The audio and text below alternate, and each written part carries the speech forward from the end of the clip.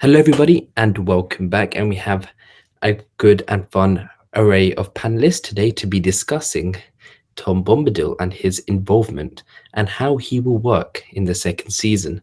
But first, to my left, we have D. Hello, my friend. Hello, happy to be here.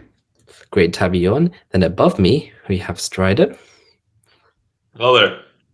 And returning again, we have the man himself, Jason Charles Miller. How are you, my friend?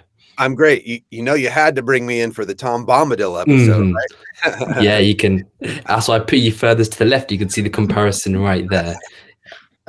But yeah, no, that's great. And maybe you'll give us some insights as well. But yeah, let's actually get right into that. So it was quite a shock for a lot when it got revealed last week. And the first thing I want to pinpoint on is how will it work? Because it's mentioned that he's migrated temporarily to the outskirts of Rune, so he's got a house there. What do you think he's doing there, and what do you think his involvement will be with the stranger? It's a great question. So I did a little bit of research before this just to make sure I was prepared. I did see one passage in the Fellowship of the Ring where I believe it's the Tom Bombadil chapter, actually. And it talks about how he witnessed the exile of the Numenors and their migration to Middle-earth. So seeing that, I'm like, okay, it justifies Tom Bombadil being in the show of the Second Age because he witnessed a pretty major event. Seeing him in Rune was a bit of a surprise for me, but my guess is that's a good introduction of his character if he's involved with the stranger. Maybe there's some mentorship there since Tom Bombadil's been around since the beginning of time, basically. And then from there, there'll be some kind of adventure for him witnessing the exiles of Numenor in future seasons. Because it did seem like from his interview that the actor, at least Rory Kinnear, feels like this isn't it just for him this season, that there could be more coming up. So it'd be interesting to see if there is maybe that link there. But more specifically, Strider, towards the stranger, do you think it's going to be like almost like a mentor-mentee relationship here? Do you think that would make sense? I mean, if we go, like lore-wise, when the Istari arrive to Middle-earth, they know their mission. I don't think they need necessarily some particular mentorship. I mean, they are there, and being wise, they learn from other people as well. But like, I feel like the level where the stranger in this show is, so the way they approach the one of the wizards that we have so far, he has a lot to learn. So in the context of the show, he definitely has a lot to learn. And yeah, I guess it makes perfect sense to have such an ancient figure such as Tom Bombadil to be his mentor. So yeah, I guess that's what they're going to be doing. I feel like that was also something that was mentioned in the article as well. There was something along those lines. I don't have it in front of me at the moment, but yeah, I think that's what they're setting up. And actually, now it just came to me. Maybe the reason why, and I'm still hoping that this is a blue wizard, one of the two, hopefully. Maybe the blue actually comes from Tom Bombadil's jackets, perhaps. What if that's the origin story of why it's a blue wizard? That could be cool. Yeah, that's my take so far.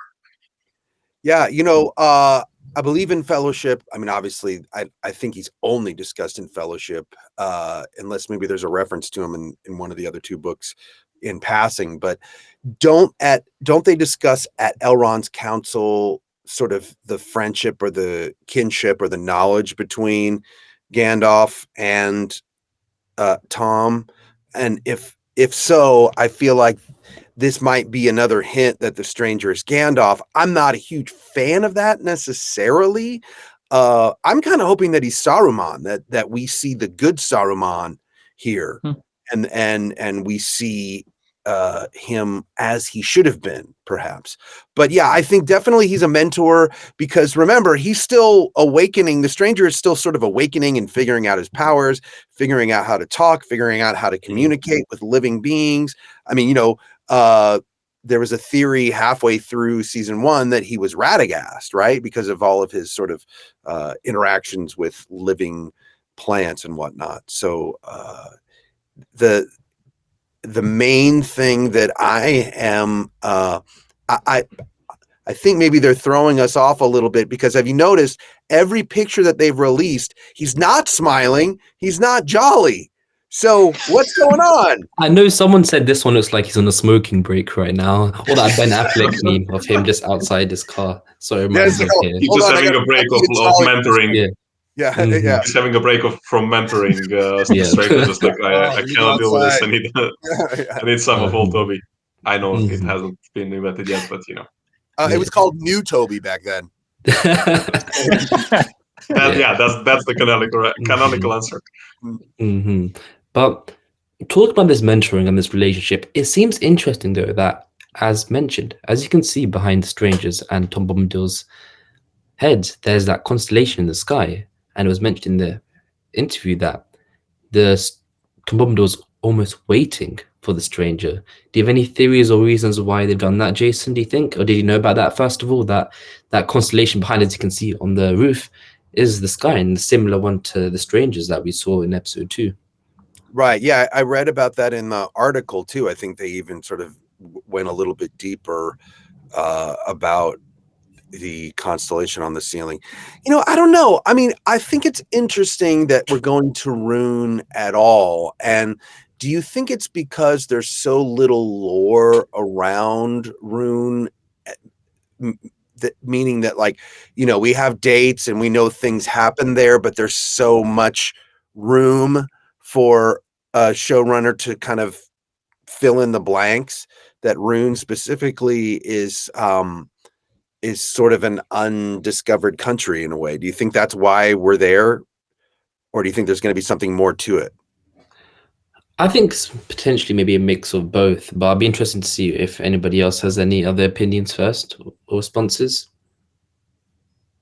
For me personally, I'm still stuck on the constellations.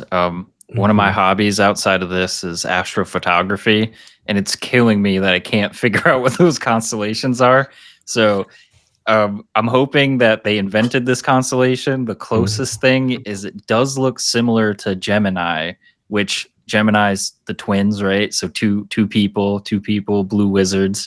Could be a really cool connection if that's what they're going for.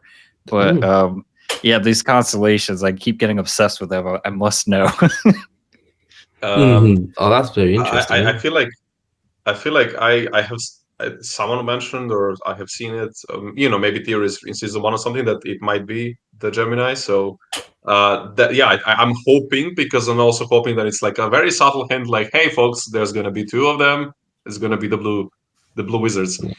I wonder if Strider, is there a theory then that Tom Bombadil is also a blue wizard or something? I think some people did pose that question, especially as a reaction to the article. When we saw that it's the 2 of them interacting, I think a lot of people made that connection. But Okay. I honestly don't feel that that's going to happen, and I hope that's not going to happen, and I'm hoping it's going to be the 2 blue wizards. But there was that reference from those 3, I always forget their joint name, those 3 witches from the first season. They mentioned that there's the other one, and the implications there's the other of the wizards. So I think what might be happening is that for some reason there was this other one that maybe arrived earlier, or who knows what kind of backstory they're going to give this character. But yeah, I'm hoping that's like maybe they will also combine like the 2 blue wizard stories, where in the first draft they strayed from the road and they became like kind of cultists and even servants of Sauron in some way, while then in later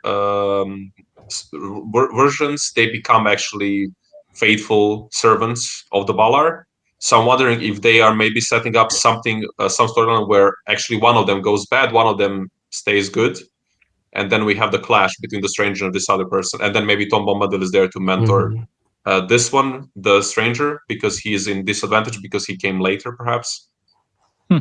But honestly, who knows? Yeah, and I feel like and back to your point earlier, Jason, around Rune being this undiscovered land, and maybe the show wanted to use this idea. But the fact is, to throw a little, devil's advocate, is then we have, of course, that potential other blue wizard. We have, the Easterlings. We have Kumul.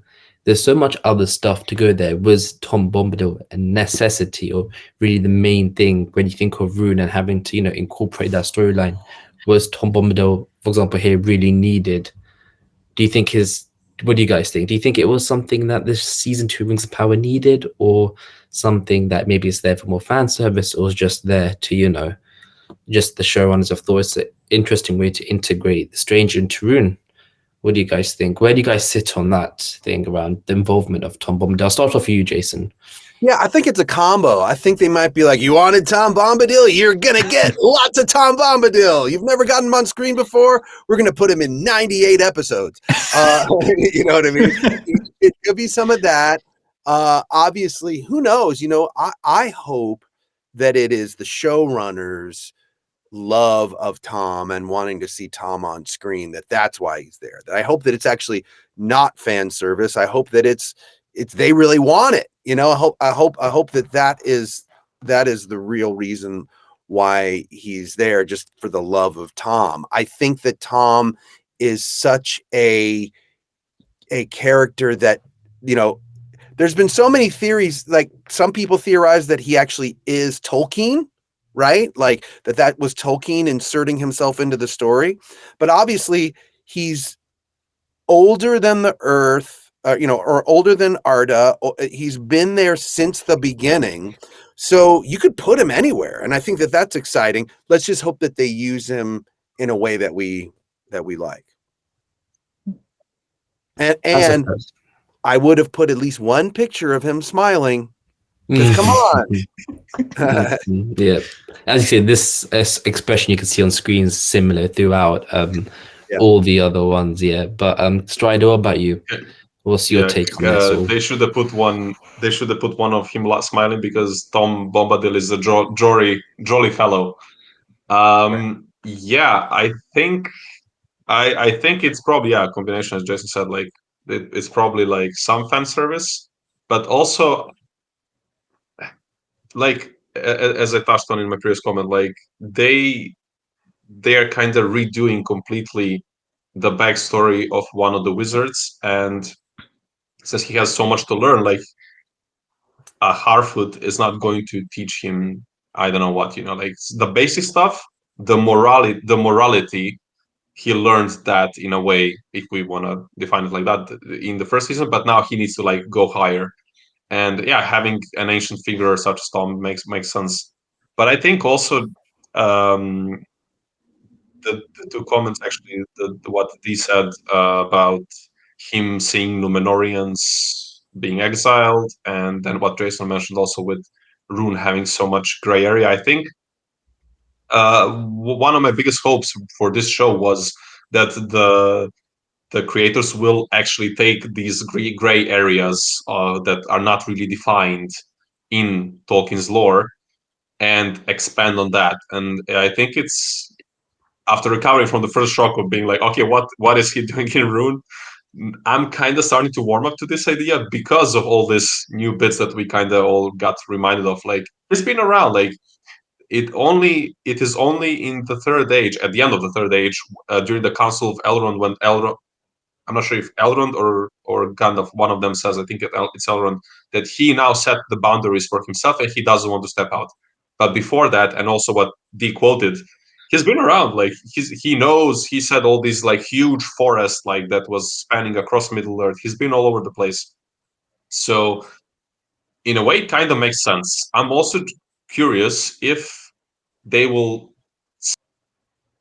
deal with the story of Entwives, because I'm kind of hoping, and it would make sense to see something of them, because they resided in this region between, it's called Rowanian, and actually it wasn't called Rowanian at this time. So there was this whole region between Mirkwood, or like it was Greenwood at this time, and Mordor.